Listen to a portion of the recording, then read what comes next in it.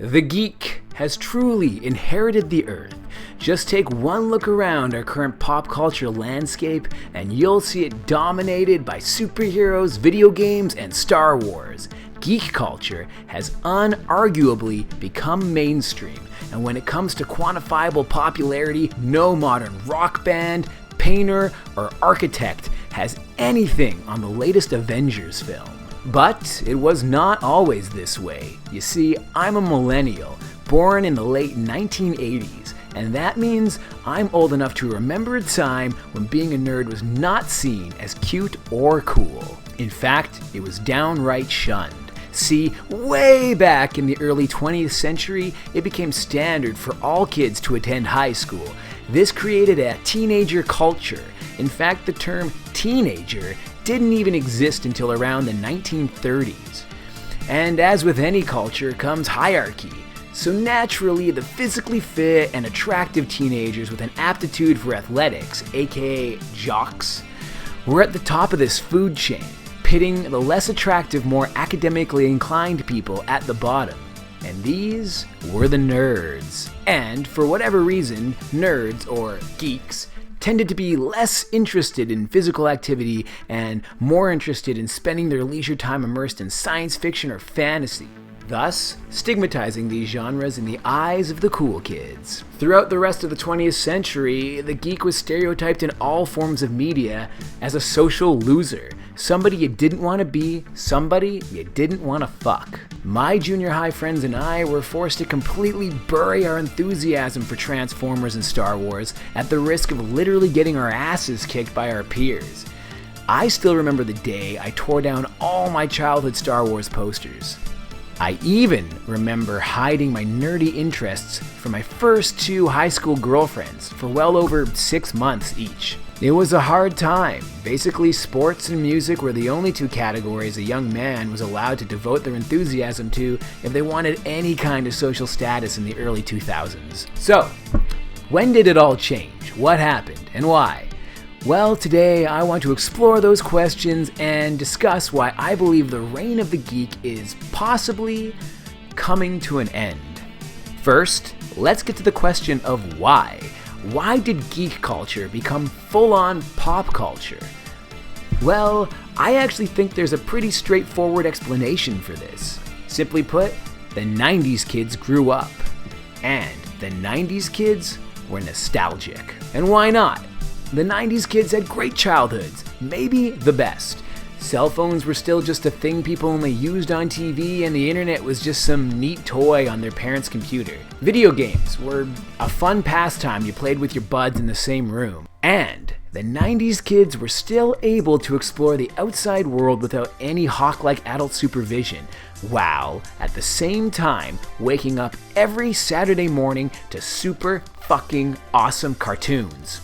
Cartoons that told stories about their super fucking awesome action figures who were waiting to be played with downstairs right after they finished eating their Lunchables. See, before the 1980s, it was actually illegal for companies to produce television shows that advertised merchandise to kids. But in the early 80s, President Ronald Reagan put an end to these restrictions, opening the door for toy companies to manipulate unsuspecting children from a whole new dimension.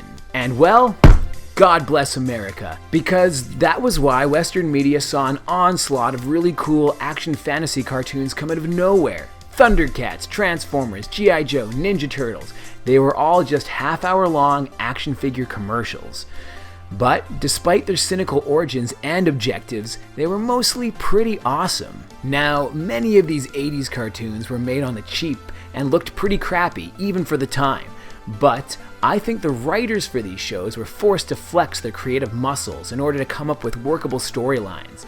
Like, they would have just been handed a set of weird plastic figurines and told to come up with plots and backgrounds to tell about them. As a result, the kids of the time were treated to something a little more exciting and imaginative than the Yogi Bears, Scooby-Doos, or redundant superhero cartoons of the 60s and 70s.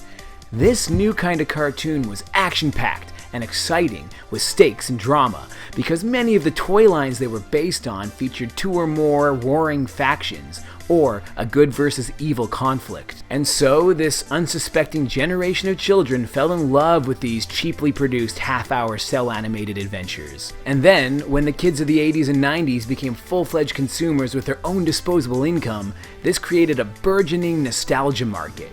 Thanks, capitalism. Now, I imagine there's always been a large interest in selling nostalgia.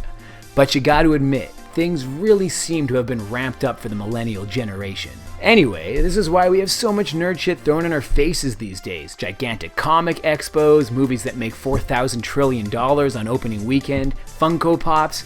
It's all because we grew up loving this shit, and it's where we want to put our money as adults. Now, I'm not saying this is a bad thing. I'm a full-on nerd myself. It's just a thing, and I'm trying to understand it. But despite all of this, throughout the 80s and the 90s, it was still pretty uncool to be a nerd. And this is evident when viewing any of the teen films made at the time. Remember all those raunchy teen movies? How would you even make one of those today? Basically, if somebody didn't grow out of enjoying their childhood interests, they were labeled a loser. Gijoe was baby stuff, and it was okay to like Pokemon as a kid, but if you weren't over it by junior high, then you'd be cast as an unfuckable dorkwad. But there was a point where that mentality seemed to come to an end. It felt pretty sudden to me. Seemingly out of nowhere, it became okay to show up at the pub wearing a He-Man t-shirt. So when exactly did this change happen, and what caused it? Okay, obviously sci-fi, fantasy, and superheroes have been gaining popularity since the release of Star Wars in 1977.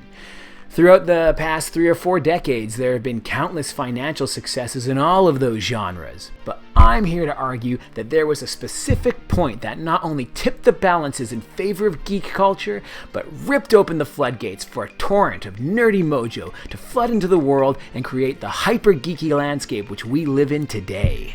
And I believe this point was the 2007 release of the Michael Bay Transformers movie. Yeah, I know what you're thinking, and don't get me wrong, I think these films are awful. I have a Decepticon tattoo on my chest, and I still think these films are just piles of shitfuck. And maybe I'll make a video detailing my troubled relationship with them. It could be therapeutic.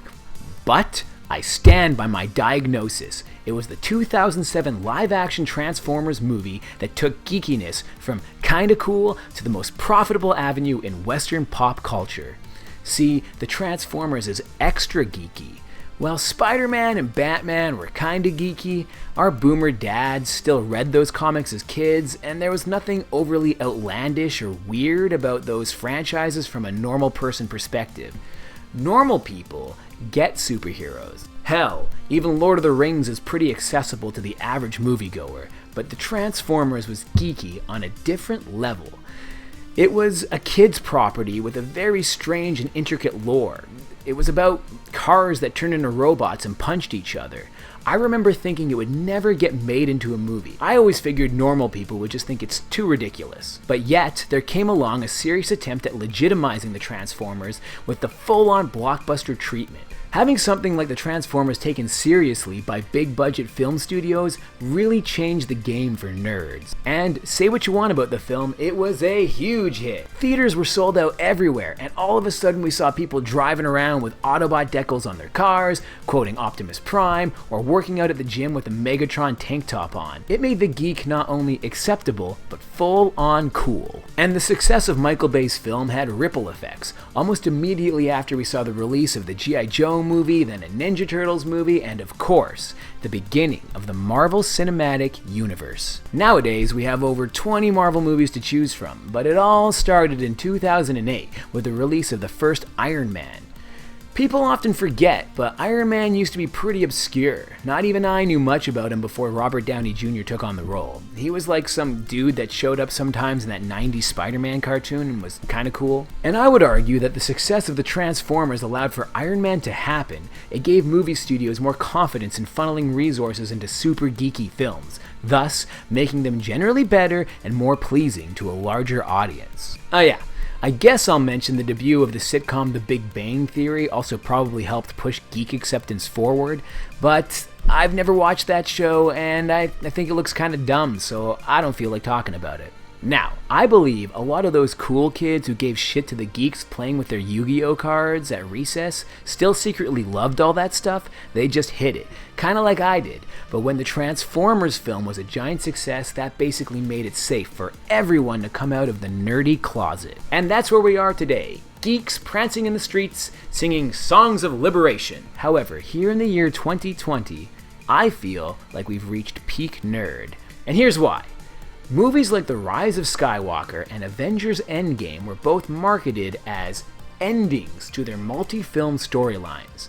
Now, we all know that Disney plans to make more Marvel and Star Wars movies, but I feel like these endings signify a deeper cultural shift. Deep down, we're all getting kind of tired of nerd stuff, and the big studios are picking up on that. It might not seem obvious right now, but it does seem like the overall enthusiasm is fading.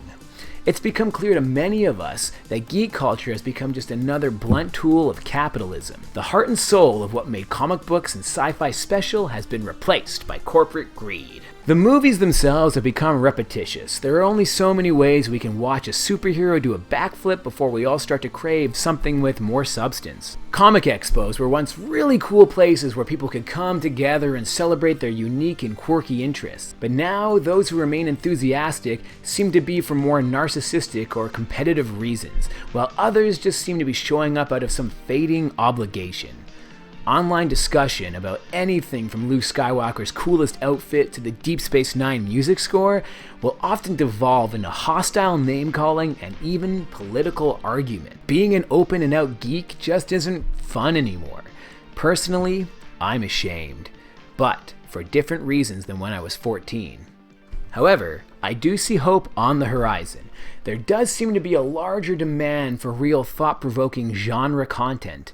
We can see this especially in the realm of streamable TV shows, which often seem to be made with more love and take a lot of risks with their storytelling. And we see the production of more highbrow sci-fi films like Blade Runner 2049, Dune, Interstellar, and Arrival. So, maybe the nerd isn't being pushed back into the loser closet after all. Maybe there's just gonna be a shift to something with more substance, more interesting and challenging forms of escapism. But in the meantime, I think I'll hold off on buying that Blu-ray of Star Wars Episode 9. Anyway, that was my first video essay. Hopefully I get better at this. Thanks for watching. Please argue with me in the YouTube comments. That would be really cool. I've always wanted that. Oh, also, I'm not doing this for any personal gain, but making music is my first passion in life, so if you want to do me a solid, just go check out my pop-punk band called the Galacticas on Spotify. Who knows? Maybe we're going to be your favorite band ever. Alright, see ya!